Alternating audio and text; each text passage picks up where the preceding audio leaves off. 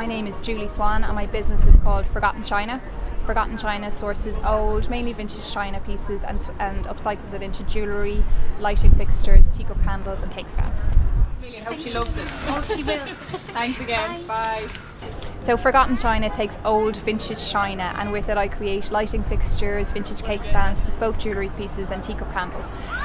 Also another side of my business is I take pieces from my own customers, so they give me broken teacups and I make pendants with it for their grandchildren, their children, and it's just a really nice way of bringing the old vintage china more into today's more modern, functional, everyday life.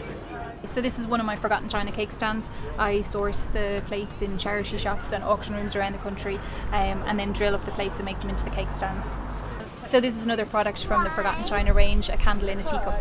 These are made from natural soy wax and would be really popular throughout the year with my customers for birthday presents, housewarming gifts and of course Christmas. I actually like these brown, ready brown colours. I think they're lovely. And these wee blue ones are just fantastic. I started my business in 2013. I was making gifts for friends out of vintage china and I was being asked, where can we buy the pieces, what type of stock do you have, etc. So I decided I'd set up a Facebook page, do some farmers markets and go from there really. So I developed a range of teacup candles and then the jewellery pieces came next. I had some broken cake stands that I obviously couldn't sell on to the general public, so I decided to break them down, make them into jewellery range, and that's really grown. That's kind of accounts for about 90% of my sales at the moment, which is fantastic.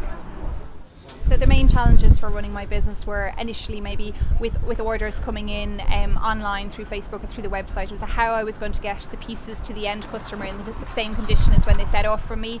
They're all obviously delicate pieces that are easily breakable. What I did was come to a solution where everything's flat packed, it's really, really well packaged up and I send everything by courier and so far so good. So that was really an initial problem that I've overcome.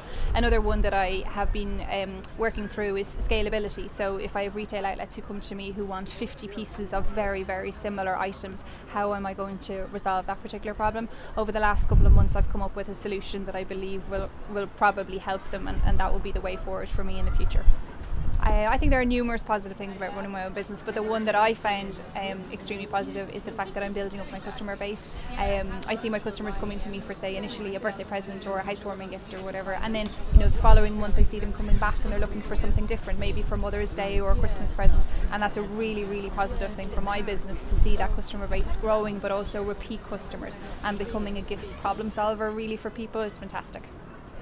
The local enterprise office, Dunleary Rathdown, has helped my business by providing me with an online trading voucher. This has enabled me to put some funding into the optimisation of the text on my website, which allows me to be found more easily by customers searching for my products. So the future for Forgotten China for me lies in two different areas, really the growth in sales over the next 6 to 12 months and the growth in my new product range. So the sales for me are going to come from primarily the website and also the growth in my number of retail outlets. And then my product range over the next 6 to 12 months, I'm working on a completely new range of jewellery which will be ready in time for the Christmas markets and which will be all made from sterling silver.